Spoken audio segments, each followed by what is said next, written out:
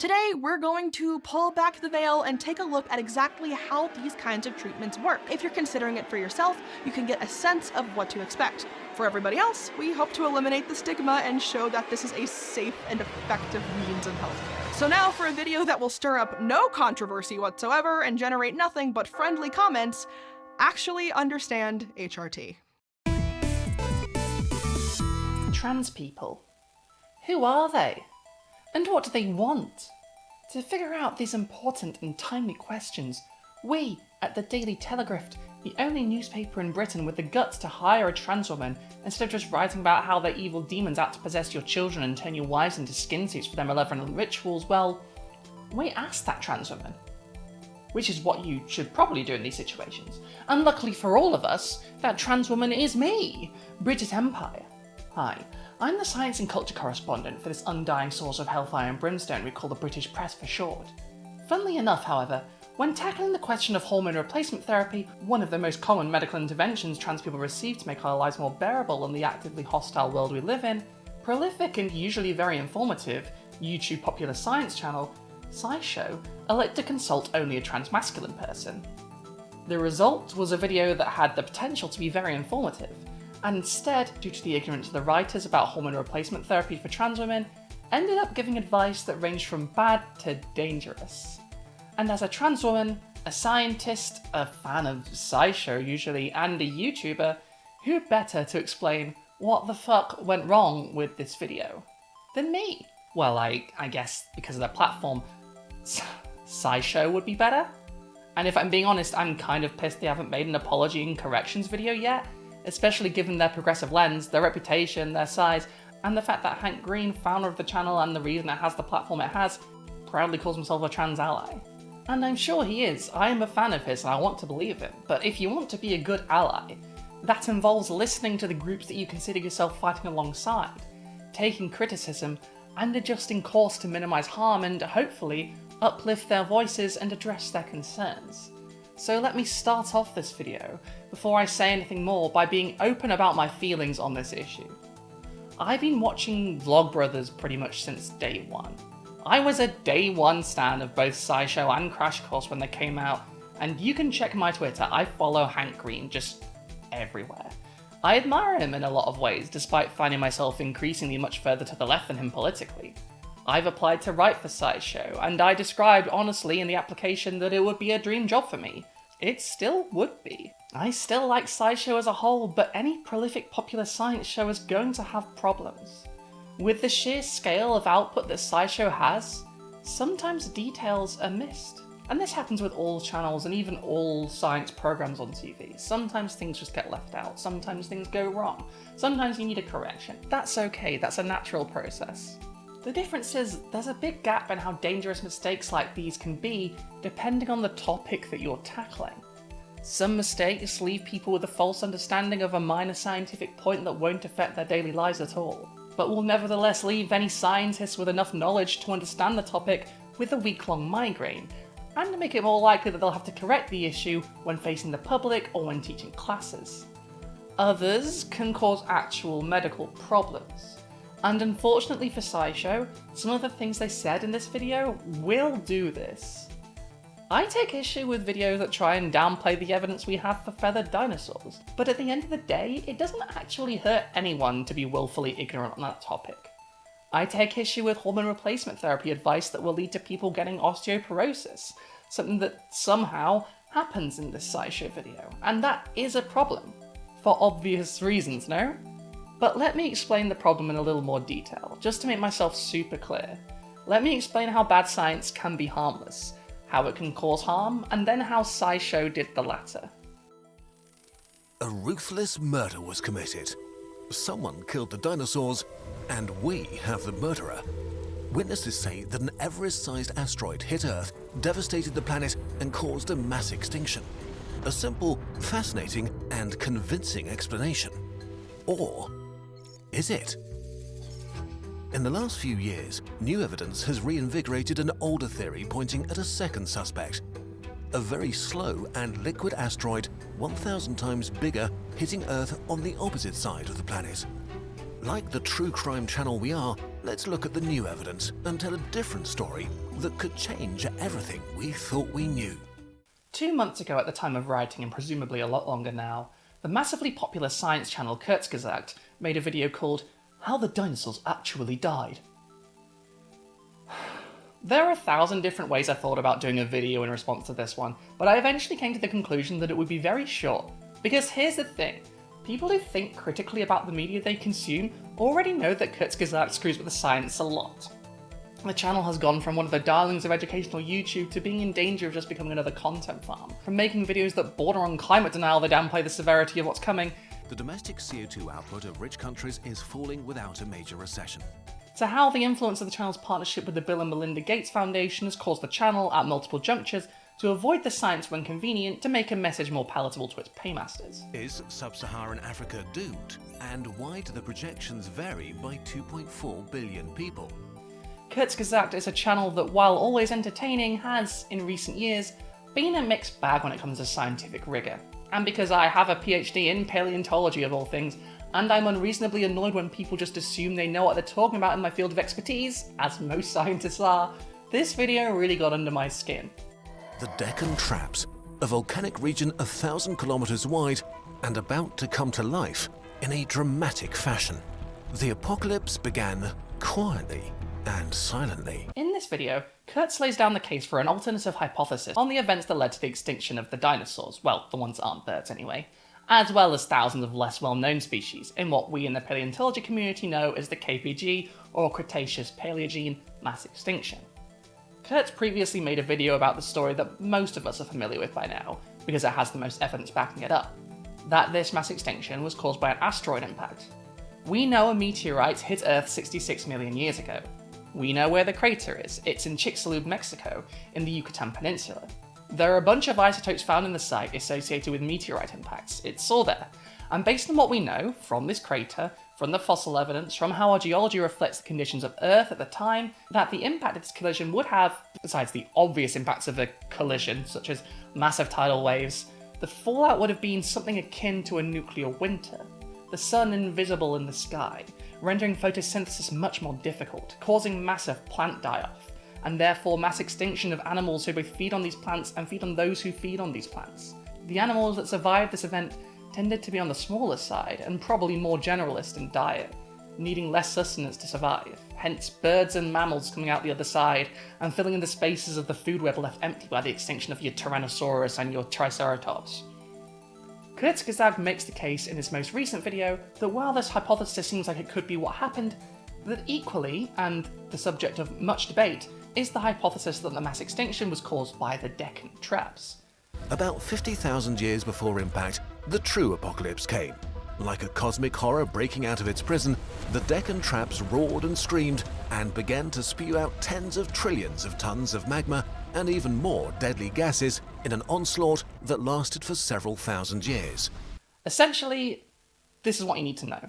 There was a series of massive and prolonged volcanic eruptions out of what is now Western India, over hundreds of thousands of years, alongside truly massive amounts of toxic gases being spewed into the atmosphere, resulting in the rock formation we now know as the Deccan Traps. Now, this absolutely would not have helped things. In fact, it probably played a big contributing factor in the extinction of many organisms in the surrounding areas, and perhaps worldwide. But the amount of evidence we have for this being the thing, the definitive thing, the one thing that caused the extinction of the dinosaurs is tiny compared to the mountain we have for the asteroid impact. And what Kurtz, I believe, has been misled by here is in fact an artifact of modern scientific publishing. In order to get your study published, never mind noticed, it needs a selling point, an angle, which will make it stand out. It's not enough to say, we looked at the Deccan Traps and it turned out it probably made the extinction event caused by a giant fuck-off asteroid hitting Earth a lot worse. Yeah, of course it did. But if you want to keep your job in academia, if you want to get a professorship, if you want a reputation, you need to be less concerned with objective reporting and more concerned with getting in a journal with a high impact factor, an honestly deeply regressive metric of the quality of scientific journals, which, along with metrics that universities use to assess their academics, which rely on number of papers published and number of citations to judge whether their workers have been any good, encourage academics to be sloppy, and actively punish people who are more thorough and extensive in their work. Academia wants more papers, more quickly with more impact. As a result, Kurzgesagt is now selling merchandise both sides in the issue of what caused the KPG mass extinction, and insisting that both hypotheses are just as valid, when they're just not at all. In fact, so much of the literature on the Deccan Trap's influence on the mass extinction does not even slightly disregard the impact of the asteroid that it's intellectually dishonest to show them as competing at all. And given that many of the papers that Kurt cites in this video are the result of one research group, despite however well he tells the story of how the eruptions that formed the Deccan Traps would have devastated life on Earth, his conclusions are only understandable as something formulated to have a selling point, to make the video go viral, in a very cynical misuse of the science that he's supposed to be communicating. Now this, and I'm sorry to break this to all the paleontologists in the audience, doesn't matter. I know, it breaks my heart too. I could go into a whole long diatribe about how knowledge of extinctions is extremely relevant to what's happening right now with climate change, and how paleontology's impact on our understandings of the modern world is underestimated, but ultimately, whether Big Rock or Big Volcano was the nail in the coffin for millions of dead species is not going to change any of that. But you can see from this how sensationalism and misuse of science can be used cynically in order to sell a YouTube video to its audience. Now, let's talk about how to do this in a way that actually harms people, instead of pushes me, specifically, to the brink of a mental breakdown. Should transgender teens transition? This rather personal question occupies a prominent place in the American culture war. On the one side, you have people claiming that it's a socially contagious fad among the brainwashed woke who want to mutilate your innocent children.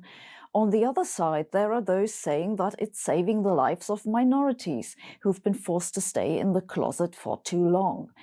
And then there are normal people like you and I who think both sides are crazy, and could someone please summarize the facts in simple words? Sabine Hossenfelder is a theoretical physicist, among many other things, and a science YouTuber with 1.34 million subscribers. The original name for her channel was Science Without the Gobbledygook, and as the name suggests, she attempted to make science understandable to the masses. For a while, she mostly succeeded. But when she started to wade into topics outside of her field of expertise, she wasn't just wrong in frustrating ways, but she began pushing bigoted and potentially dangerous ideas. I've had a Word document open for years now that just says Sabine Hossenfelder video, because her mistakes have been both frequent and horrible. And as a neurodivergent transgender socialist, several of her videos have come close to attacks on my communities, beyond also just being chock full of bad science. One of the reasons I haven't made a specific video breaking hers down, however, is that due to the size of her channel and just how badly she fucks things up on the regular when she does, while I do my usual several weeks of procrastination before writing a video, other YouTubers then already do excellent jobs of breaking down her bullshit. So if you want detailed takedowns of some of her biggest flops, she made a whole video about why capitalism is great, which Hakim took apart excellently, and with more patience than I would have had for someone claiming capitalism is a genius system that just sorts out its own problems, meanwhile the cobalt mines and the DRC are just a Google search away. The capitalist is a person or institution who provides capital to those who want to launch a new business. She goes on to misunderstand what capital and capitalists are, essentially indicating that it's simplified investor activity. I'll give you money to start your business, but you have to pay me back plus a little extra. This isn't what a capitalist or capitalism is. She has a horribly ableist video called Why Is Everyone Suddenly Neurodivergent, which is just as bad as it sounds. This video Ember Green masterfully deconstructed, and I can't even begin to pass without completely exploding. The neurodiversity movement weaved together with the American social justice movement and developed an extremist part. They developed an extremist part. So what are these extremists up to, let's see? And most relevant to me as a gigantic transsexual, she made a horrible video titled Is Being Trans a Social Fad Among Teenagers?, in which she paints people who don't fearmonger about poor young girls being indoctrinated into transitioning by social media as extremists, and pushes the pseudoscientific concept of rapid onset gender dysphoria, a bogus social contagion model of gender dysphoria based on the anecdotes of a small number of concerned mothers on anti-trans forums, that was so awful that PLOS ONE, the journal in which it was originally published, had to retract it and make major changes. Sabine reframes these problems as the evidence on rapid onset gender dysphoria being inconclusive, and vaguely credits doctors with supporting the idea, despite there being no evidence for this claim or the idea in general. On top of that, she makes some wild suggestions about puberty blockers causing health problems that range from contested to completely made up.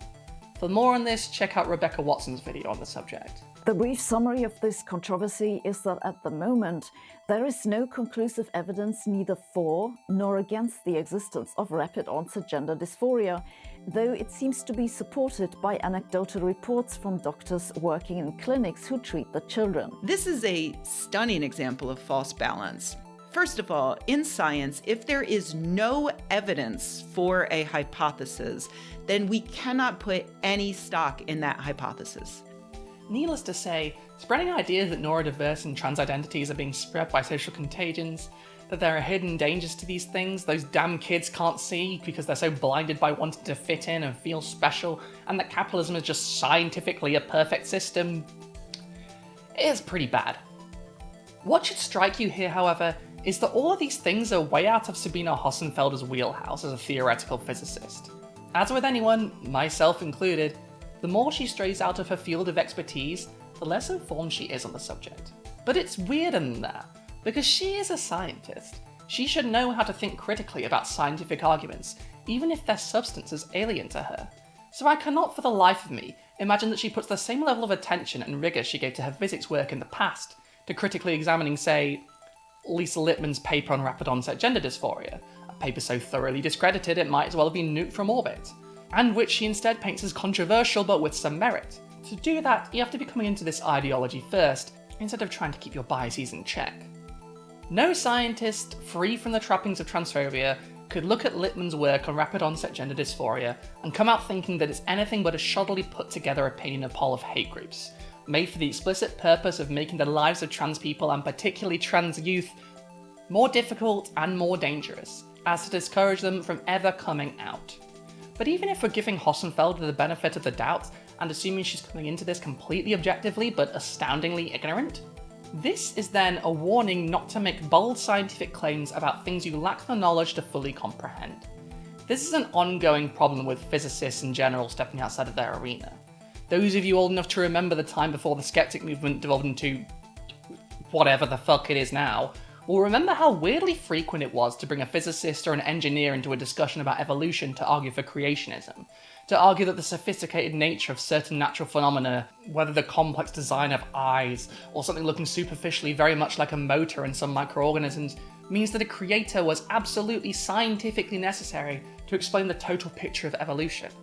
Now, this isn't me coming out as anti-physicist or anti-engineer.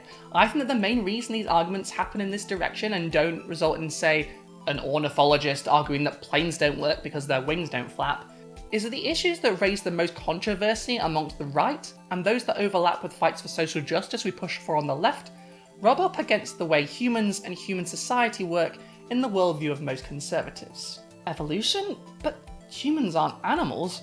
We're made in God's image. We're more than animals. We're masters of them. Right? If you're going to try to reconcile those perspectives, you're going to have to take it up with my pastor. Trans people? But people can't change sex. I was taught that males and females have particular social roles defined by their biology. They can't escape that. That's the way society has always worked. Those kinds of arguments. To have physics arguments that threaten someone's worldview, you have to go back a bit further, but they do happen. Just ask Galileo. The thing is, when you're speaking about a topic you don't understand with a huge platform and an authoritative tone, people aren't necessarily going to do the work to figure out that you're wrong. They trust you. You have over 1 million subscribers and you're a scientist. Why wouldn't they? So if you say that autistic people or trans people are a social contagion, they might just believe you.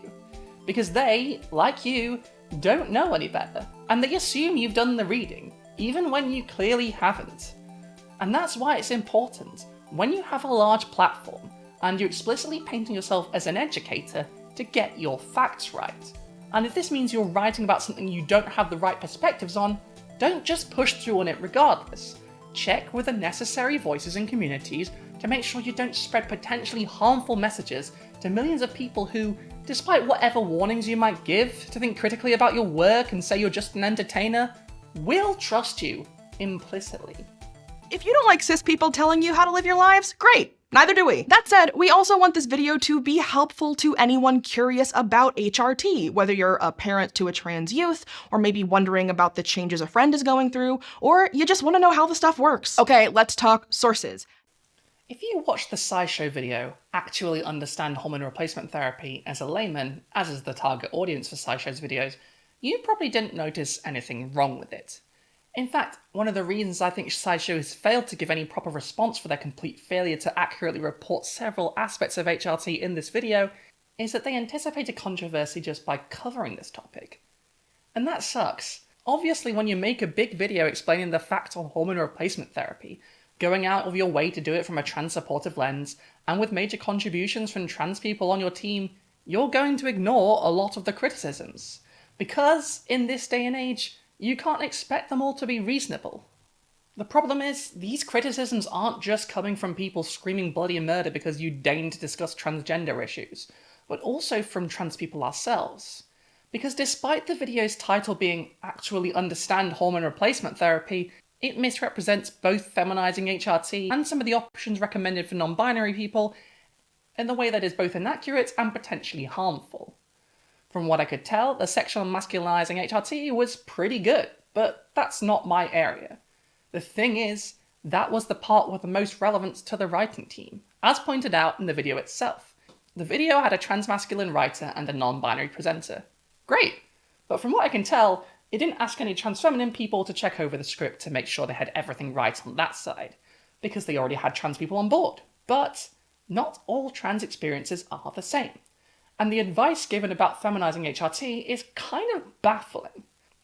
As is the implication, as stated in the video, that HRT for trans guys is just so much simpler than that complicated feminizing HRT. Where the medications are concerned, this is much simpler compared to estrogen therapy, because you need to take one thing and one thing only. This perspective comes from ignorance. Is masculinizing HRT less complicated? Well, no, not really. And a lot of the advice given for masculinizing HRT is stuff that could apply to feminizing HRT too, if it had accurate information in that section. But it doesn't. And you can see in the section on masculinizing HRT that the tone is friendlier. Actual personal advice is given. This next bit is the bit that our writer Alex actually has personal experience with. Also, butt hair. So much butt hair. You will grow butt hair. And the answers are more thoughtful and considerate, more personable, like you're talking to a friend that's taken it. Because you essentially are. In contrast, breast tissue growth is all but certain, though it might take 2 or 3 years to get the full effect, and you most likely won't reach the full development a cisgender woman would. So the reason that transmasculine HRT is portrayed as simpler and easier to understand is partially because of the understanding of transfeminine HRT the writers seem to have been lacking. And also because the writers clearly knew much more about masculinizing HRT, which is fine in its own, but when you're writing about feminine HRT, it helps to have that same level of expertise there too. And this is especially egregious given how the video opens, you know, if you don't like cis people telling you how to live your lives, great. Neither do we. Followed by a bunch of, granted, trans people speaking over trans women, but at least trans mass people got to speak for themselves, which is a genuine improvement on most videos on the subject. But I can't honestly give them any praise for this, when the presentation implies that this is a video by trans people for trans people, and then continues to give horrible advice for half the trans population. Is feminizing HRT more complicated? Well, masculinizing HRT requires that you take testosterone, and doesn't require you to take an estrogen blocker, since testosterone alone will do that job for you. Great, except that this is overstated. It is possible to take estrogen without anti-androgens and get the hormone levels that are currently recommended. Does it happen in all cases? No, far from it. I, for example, needed anti-androgens to get my T levels down. But there's a reason why, say, in the UK, a trans woman's starting regimen will be estrogen only. And after several weeks, if their blood work shows testosterone is still above the desired levels, then anti-androgens will be considered. They might take anywhere from 1 to 8 milligrams a day via pill, 50 to 400 micrograms at a time via patch, or 1 to 20 milligrams a week via injection. The video notes that estrogen is available as a pill, patch, or injection, neglecting to mention estrogen gel, despite giving a bunch of good advice on testosterone gel later on that is also applicable to estrogen gel here. But this is notable because gels, and injections in particular, tend to have better results than a monotherapy approach. And while injections are not available for estrogen in the UK, American trans women swear by their efficacy, and speaking for myself, I had a horrible time reaching desirable estrogen levels until I switched to gels. So this part isn't necessarily misinformation so much as it is downplaying the very real role of estrogen monotherapy in many people's transitions, being kinda sloppy in their research in what forms of estrogen are available and how they work, and presenting feminizing HRT in a way that's kind of cold, while the masculinizing HRT section is fun and more approachable. But that's not a complaint about the science, it's just weird seeing such inconsistencies in tone in such a short video. And of course, there's the fact that if you have naturally low T levels or have had bottom surgery like I have, then you don't need to take any anti-androgens. I currently take estrogen alone, and I needed the dose reduced after I had lower surgery, as you might expect, given I was no longer producing testosterone, so the balance of hormones in my body did change. So you should get your blood tested after having surgery as well, after your body has had time to adjust. But this comes to one of the major problems with writing something like this without a cohort of people to consult from the group you're talking about. Trans people are understudied, for obvious reasons, so you might not find a lot of published data on outcomes for estrogen monotherapy over time. From that, you could extrapolate that, as a whole, it's not an effective form of treatment. But if you ask enough trans women, you will find people for whom that worked, so it can be effective on a case-by-case basis. While it would be nice to have a lot of papers out to back up these accounts, it doesn't change the fact that a trans person went to a doctor, found an HRT regimen that worked, and continued on with their life. In fact, the fact that estrogen monotherapy is a thing that cis women use when they take HRT suggests that with a low enough natural testosterone level, HRT can do its thing. The pill doesn't just stop working for cis women with PCOS, as bad as an example as that is. I do understand, though, not accounting for this, especially if you don't have the staff on hand to find this stuff out and you're making a short video. When in doubt, trust the science over some weirdo YouTuber on the internet's opinion. But even besides that, SciShow's own sources explicitly state that all estrogen therapy reduces testosterone to some degree. So, from one of their major sources, and one that I'm going to get back to later because, oh boy, they just copied and pasted a single page from this thing, rearranged the words until they lost their original meaning, and ignored the following pages with the info they needed on them. Oops. Well, at least it's not the worst advice. Most people do take testosterone blockers, even if not everyone does, so it could be worse. And it gets worse. While estrogen will knock levels of testosterone down some, it won't take them all the way down to where a cis woman would be. The most commonly used option is spironolactone, though providers may also recommend finasteride or dutasteride, medications also approved for things like hair loss in cisgender men. When they talk about anti-androgens, that's bad. Like, yeah, pretty bad. When SciShow says the most commonly used anti-androgen is spironolactone, they're right, in that it's the most commonly prescribed in the US, because US healthcare is a shit show and spironolactone is cheap. In countries which prioritise patient care over cost, you're not very likely to be prescribed spironolactone because frankly, it's shit. Seriously, spironolactone has one of the lowest efficacies of any anti-androgen out there. Just take a look at this study that compared the efficacy of spironolactone against cyproterone, another commonly taken anti-androgen.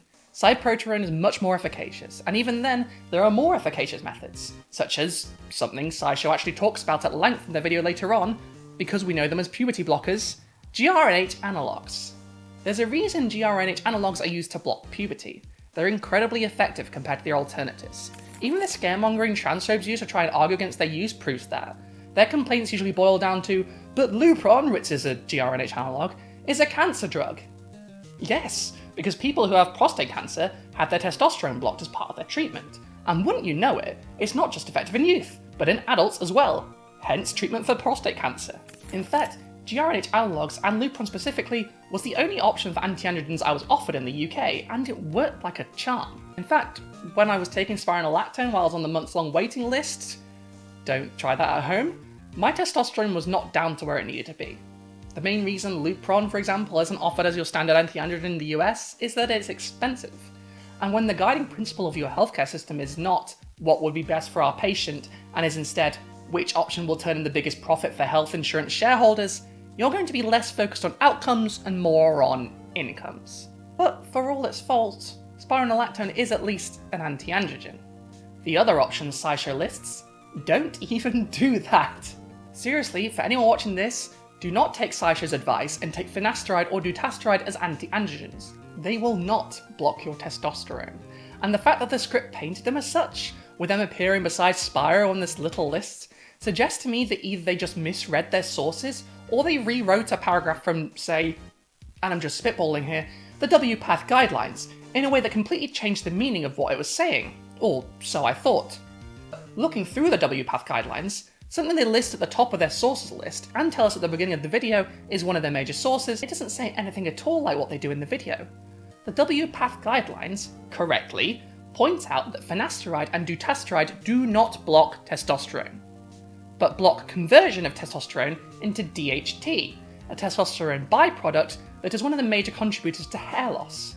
Hence, if you are beginning to lose your hair, finasteride is often prescribed alongside regular old testosterone blockers and estrogen, but not instead of testosterone blockers or to block more testosterone, unless you specifically did not want to lower your T levels for whatever reason, but to help with hair loss.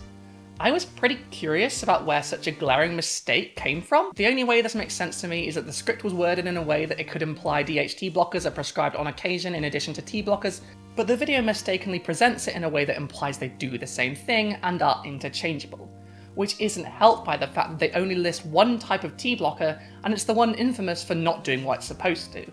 Now, the other major source they mention at the beginning of this video is the UCSF transgender guidelines, so just to make sure, I checked that out too. Wouldn't you know it, it also very clearly makes this distinction between these medicines and testosterone blockers. But I think I found where the error comes from. You see, the UCSF transgender guidelines, pending revision 2024, only lists spironolactone as a testosterone blocker, and in the next paragraph talks about finasteride and dutasteride. Now, what I'm pretty sure now happened here is that the scriptwriters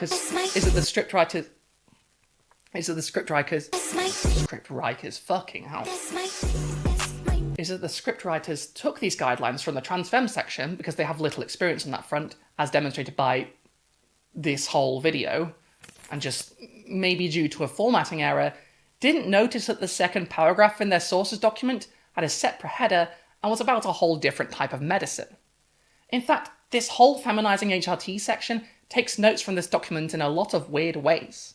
Earlier in the video, the host mentions equine-based estrogens such as Premarin, literally pregnant mare urine, that's what the name comes from, as an option for feminizing HRT. Estrogen comes in a few forms, but doctors favor 17-beta estradiol because it's identical to the form produced in the human body. Equine-derived estrogens are also out there, but not necessarily recommended because they come with some risk of blood clot.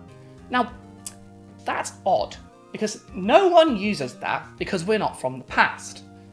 It's literally the old way of doing things, before we moved into the 21st century and could do things like synthesize hormones in the lab. So why would they mention this? It's not relevant, no one is going to encounter it, and it takes up precious real estate in a pretty short video in which they already left out a ton of actually vital information about feminizing HRT. Well, they include it, because in the UCSF guidelines for feminizing HRT, it has a whole paragraph on them as a historical aside. Conjugated equine estrogens, Premarin, have been used in the past, but are not recommended for a number of reasons, including inability to accurately measure blood levels and some suggestion of increased thrombogenicity and cardiovascular risk. Equine estrogens are obtained from the urine of pregnant catheterized horses. No evidence exists to suggest that these estrogens are superior to bioidentical human estradiol. Ethical concerns have been raised regarding the methods of production of equine estrogens. This SciShow video just throws this paragraph into the script and changes the words around, in what I would usually describe as a baffling decision, if I hadn't just talked about how they literally recommended testosterone blockers that don't block testosterone, then had the goal to frame this video as trans people finally speaking for ourselves with no cis people talking over us. In fact, it gets worse, because if you scroll down to literally the next page in the document, you will find a section talking about cyproterone, the other anti-androgen I mentioned above, the one with the higher efficacy, the one that SciShow didn't mention, and instead implied that you should take hair loss drugs instead. Someone here fucked up. Real bad. And the more I read into this, the more I feel like I'm losing my mind. This is a science channel. It's not too much to ask for you to read your sources. You have a whole Google Drive with your sources on for this video. I went through it to research this. How did you not double check it before you finalize this video? I've read more of your sources than you have.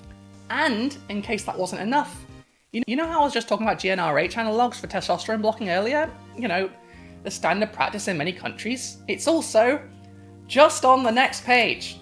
If the scriptwriters had read ahead one page, just one page, this video would be so much more accurate. But given they somehow combined two paragraphs about two whole different types of medicine into one, maybe that's simply asking too much. Now, the section on progesterone is a hornet's nest I'm not super interested in kicking in right now. Progesterone has many reported anecdotal benefits, and that does matter in understudied populations. But because so far a lot of the science on whether it does what people report it doing is inconclusive, many doctors just refuse to prescribe it, including most in the UK. With the amount of reported cases of it having an effect witnessed by both patients and doctors though, with more studies we might well, and I suspect we will, find that it does help with, for example, breast development and sex drive, as reported in individual cases. But given how egregious the parts of the video I've already covered are, I'm not about to be completely down on SciShow copying and pasting the very conservative consensus that there's just not enough data to prove progesterone is worth adding to an HRT regimen. Actually, no, fuck it, we're in here now. Now, let's talk about progesterone. There are widely circulated anecdotal claims that adding progesterone will enhance breast development, something a lot of trans women will probably find appealing. However, the clinical evidence for this actually isn't great. This is how we used to think, and if you had asked me this question several years ago, this would be how I ended this point. But in recent years, the evidence for the benefits of progesterone in breast development, for example, in trans women, has been building, and matching the experiences reported by anecdotal evidence. So we do have more data coming in on the effects of progesterone. And a lot of the reason the guidelines don't reflect this is because health guidelines can be quite conservative, for a good reason. They constantly require updating, for good reason. The next version of the document they've basically taken half their video from may well recommend progesterone for trans women, to match the growing body of evidence supporting its beneficial role in feminizing HRT regimens. Oof. You know, I really thought I was going to hand it to them that time. And do you know what cemented me not handing it to them? Actually looking at the data from recent years and realizing that, you know what? A lot of science has been done since I had bottom surgery in 2018 and stopped researching this stuff. And what back then was inconclusive is looking a lot more conclusive. Granted, a lot of this is basing its findings on the benefits of progesterone supplements in cis women, because we are also human beings and not some different species that you can't possibly extrapolate to. Can you imagine a scientist changing her mind when presented with compelling evidence? It's me, I'm scientist.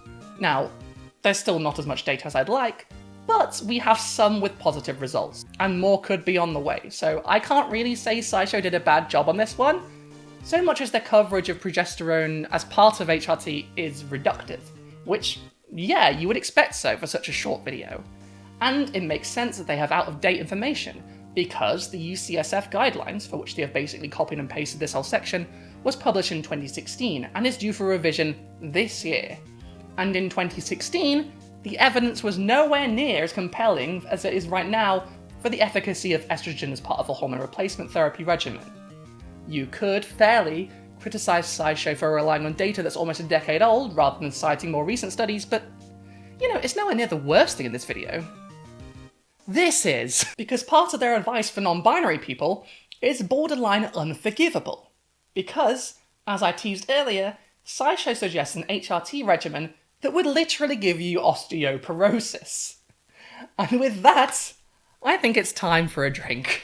The message is this. The great thing about being non-binary is that we get to decide what that means, but the flip side of that is that it's pretty hard to provide any one-size-fits-all advice. So while there aren't a lot of specific resources out there targeted at non-binary people, there are some. And a lot of what I've already said about estrogen and testosterone applies here as well. Lower doses of hormones can result in a more gender-neutral effect compared to the doses prescribed to trans men and women. And there are a few additional ways to customize treatment for whatever you personally want to accomplish.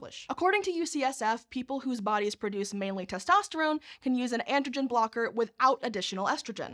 After menopause, a woman's ovaries stop making the hormone estrogen. With the drop in hormones, bone-removing cells, called osteoclasts, are more active than the bone-making cells, called osteoblasts.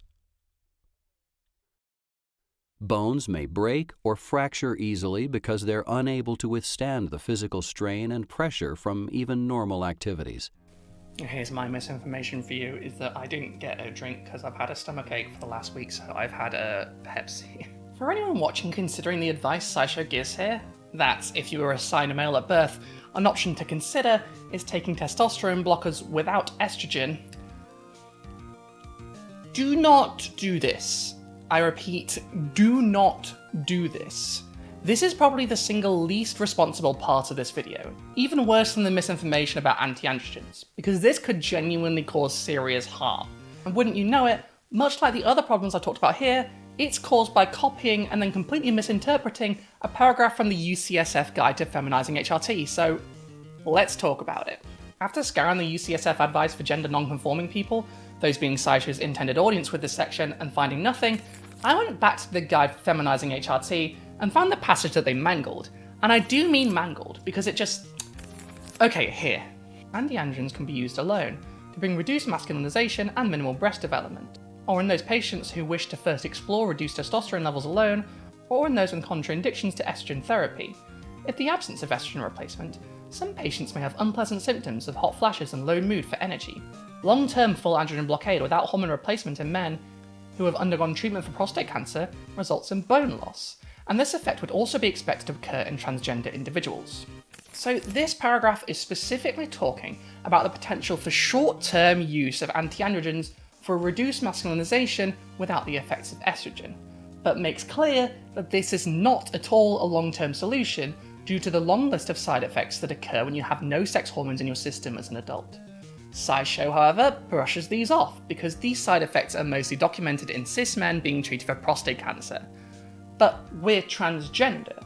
We're not unicorns. Our bodies don't react in a completely alien way to the rest of the human population. In the same way that cis women who do not naturally produce progesterone are a good model for trans women on feminizing HRT in terms of the efficacy of progesterone treatment, cis men who have their testosterone blocked are a good model for trans people assigned male at birth who have their testosterone blocked without taking estrogen. If we were talking about people taking estrogen, we wouldn't be having this conversation. But we're not, and dismissing these concerns is genuinely baffling. It says right here, in SciShow's source, that they quote from in this video, that doing this long term will lead to bone loss, even disregarding the other symptoms. Recommending this on a popular science channel could genuinely cause harm, beyond the harm of making people go through the wrong puberty, which the other stuff does, to a number of people.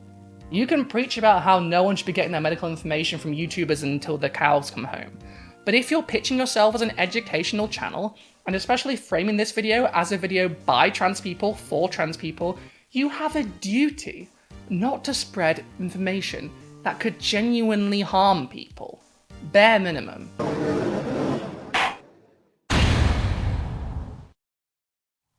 And besides the medical misinformation, there are some other things in this video that raise concerns for me as well.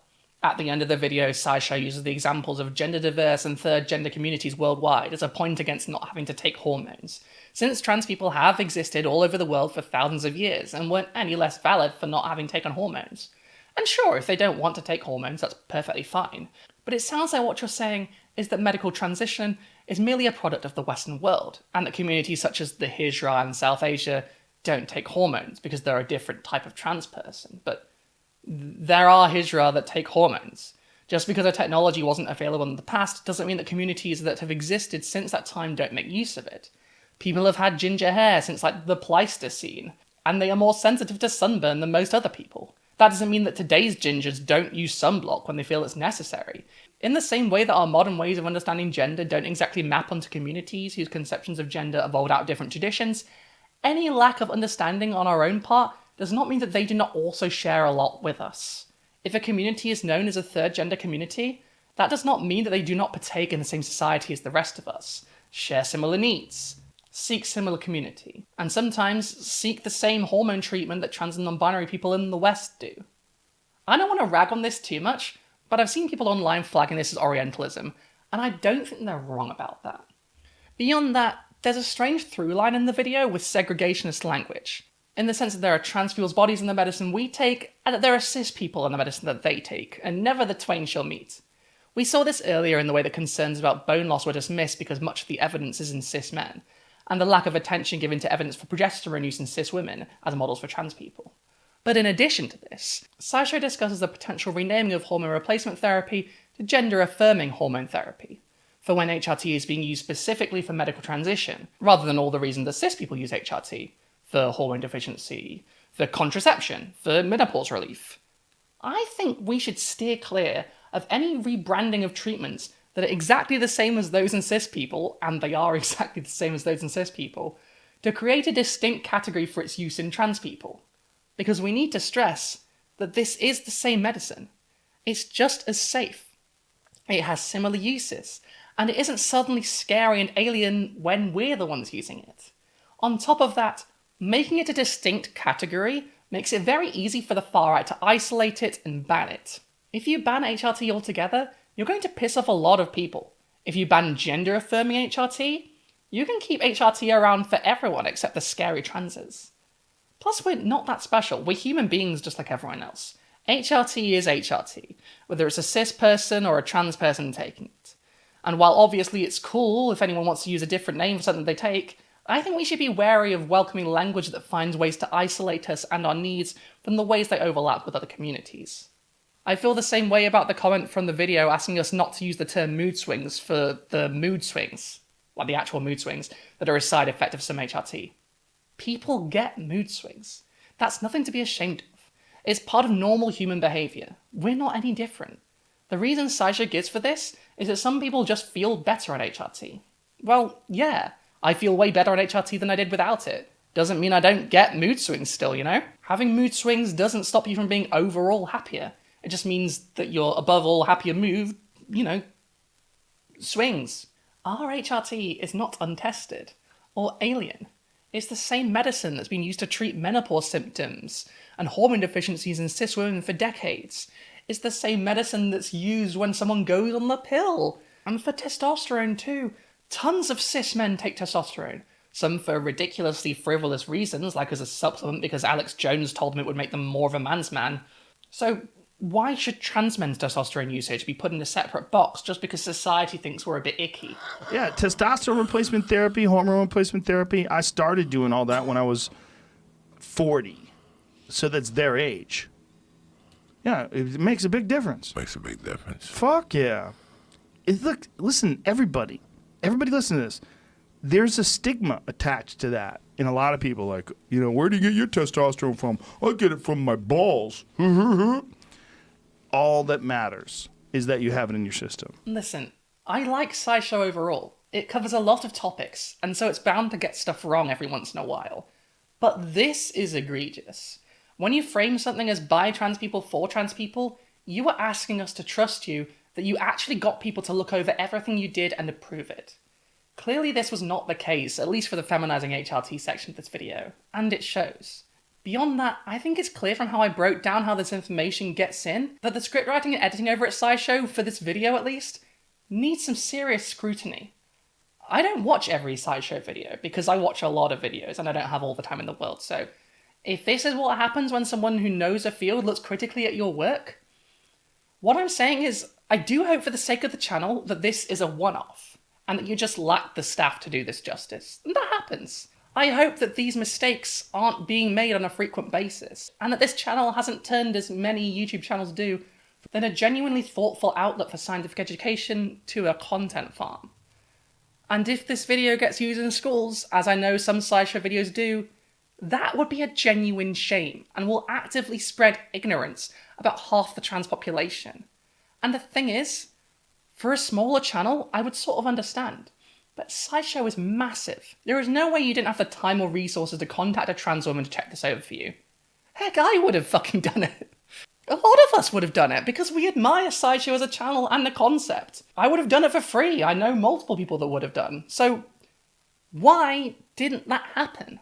If anyone from SciShow is watching, I'm sorry that I am heated here, but I am genuinely hurt that a channel I have so much respect for is spreading misinformation about me and mine. And even worse, are doing it under the guise of this being a trans production. You are missing a key part of the community, and you can't make up for that just by copying and pasting some text from medical guidelines from almost a decade ago. Not in the least because you misinterpreted those guidelines and left off key details. I genuinely have been a day one SciShow watcher, and the only reason I don't watch every episode now is because science was my job for a decade, and no one wants to feel like they're working when they're watching a YouTube video. I truly believe in what you're doing, but this video is just not up to the standard that I expect from you. In fact, if I'm being honest, it's sloppy to the point of being lazy, and that laziness made it dangerous. I know you can do better. I've seen you do better, and I really hope that you can take this criticism on board. And please take down this video, make corrections, make sure that no false info about trans people is being spread in your name. And even worse, in the name of our community. Because you put these words in our mouth, and that's going to do a lot of harm. Please do not join the thousands of channels spreading misinformation about trans people to try and stay topical. If you're going to do a video about trans people, if you're going to, as your video suggests, actually understand hormone replacement therapy, well then you need to do the work. Thanks for watching. Yeah, Mr. White. Yes, science. Hey, thank you for watching this video all the way to the end. Oh, if you like this video, as long as and as heated as it was, why not leave a comment, give it a like, subscribe, tell your friends about it, give me a donation, become a channel member or patron, because I am poor and I would like to not be. So if you want me to be not poor, you can send me money on Coffee or PayPal, or sign up to my Patreon where you get early videos, all the YouTube memberships, the same thing. Access to the members-only Discord, my Nintendo Switch friend code, and exclusive content, such as long-form interviews with several of your favourite YouTubers. In addition to all that good stuff, I will read out your name at the end. Just like Based Finger, Enter Kurzgesagt, Janelle, Mira D, Jade Senior, Boa Ear, James W, Marvin Orr, Tamsin, Bob the Builder 5445554, Isha, Nadine Della, Deborah Laboon, Fagish, Zillas Athenium, Vince Whitaker, Amelia Unchained, Sarah Rudstone, Jason Haig, Frank McManus, Susan Foster, Helen Ariel, Sierra Whiskey, Orestria, Ali Catkill, John N, Scully, Jan, Lloyd Luciente, Jason Cribbett, Shield Vaden, Robin Podolsky, Turtle Choom, Casual Observer, Manta Ray, Courtney Beramek, Sleepy Slug, Philippa Tabroga, Sober Piglet, Brain Douche, Artie Wolf, Greg Noble, Deanna McMillan, Caroline Regalado, Alexandra Lilly, Howard Lott, Nerania, Scarjan, and Joey Cobalt. Ooh, thank you all for so much. I genuinely, this is one of those ones I've been sitting on for ages because, you know, I'm terrified of confrontation. I wrote this, I believe in it. Jesus Christ, I was so upset about this video. And it seems like no one else is tackling it, so finally I've had to do the confronting myself. Unlike the Sabine Hossenfelder video where everyone else did a good job, this one's on me, I guess. So someone send this to... If anyone actually, genuinely, if anyone knows Hank Green, I'm sure you won't want to watch this, but I think it would genuinely be good if you could get in contact with him or anyone from the SciShow team, although I think I know more people that know Hank Green than any of the people actually work for him, which is weird. I guess that's what happens when you're a YouTuber for too long. But I would really like to see this video corrected. I would really like to not teach this shit in schools, because it is dangerous and I don't want people to get sick. So yeah, if anyone... some people follow me, I don't know if they'll watch this one, that know Hank Green, maybe send him this with an apologies and tell him I'm actually a fan, because I don't want him to come in thinking I'm a hater. This comes from a place of love and also a place of, I guess, horrifiedness. That's not the word, but this is what happens when I'm off script. So thank you all for watching. As much as this is about some pretty horrible shit, this was a labor of love. I'm really fucking glad, actually, that I managed to finally say my piece about Kurtz and about Sabina, as well as SciShow. I really got it in one place, and you know, I don't know how this is going to come together, but this is actually one of the scripts I'm most proud of that I've done in a while. And yeah, share it far and wide. Oh god, I hope they take this fucking video down. I'm not asking, to be clear, this isn't me being salty that a trans woman wasn't asked. I mean, it would have been nice, but you could have done it without it. Jesus Christ. Hank Green, I'm sorry, but this needs sorting. Please sort it. Everyone else, don't forget to be based. Goodbye.